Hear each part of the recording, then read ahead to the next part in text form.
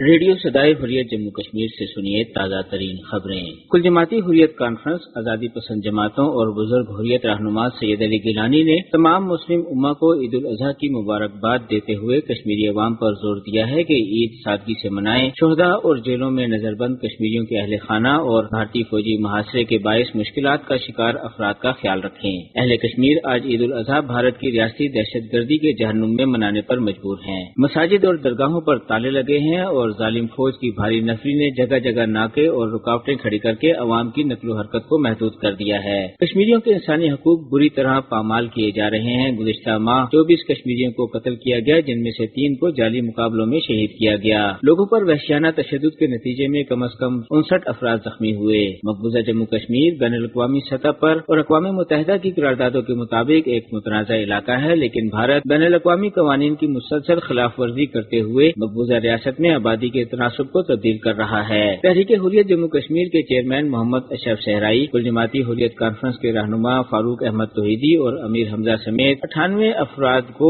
گزشتہ ماہ گرفتار کیا گیا۔ بی جے پی کے سابق رہنما اور سابق وزیر یشونت سنہا کی سربراہی میں قائم civil society group the concern citizen group نے مودی حکومت پر زور دیا ہے کہ وہ کالے قانون پبلک سیفٹی ایکٹ کے تحت گرفتار تمام کشمیریوں کو رہا کرے۔ دریاسنا بھارتی پولیس نے معروف صحافی قاضی شبلی کو دوبارہ گرفتار کر لیا ہے۔ وہ کالے قانون پبلک سیفٹی ایکٹ کے تحت بھارتی ریاست اتر پردیش کی بریلی جیل میں 9 ماہ تک نظر بند رہ چکے ہیں۔ اس کے ساتھ ہی خبریں ختم ہوئیں۔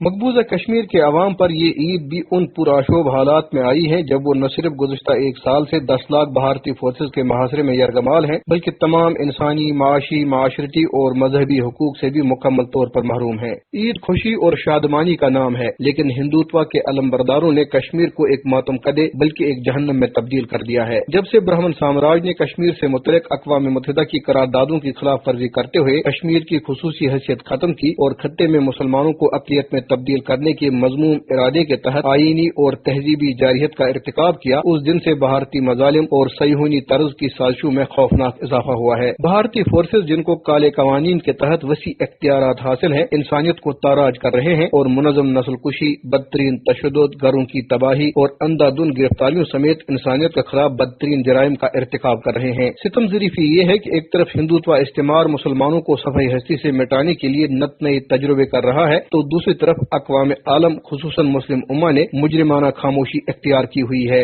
کشمیر میں بہتا ہوا لہو، ماؤں، بہنوں اور بیٹیوں کی چیخیں، بزرگوں کی تذلیل اور دیگر روح فرسا مظالم عالمی ضمیر کے لیے ایک چیلنج ہے۔ کشمیریوں کا مطالبہ ہے کہ عالمی قوانین کی دجیاں بکھیرنے کی پاداش میں سرکش بھارت کو ایک دہشت گرد ملک قرار دیا جائے اور اس پر اقتصادی پابندیاں عائد کی جائیں۔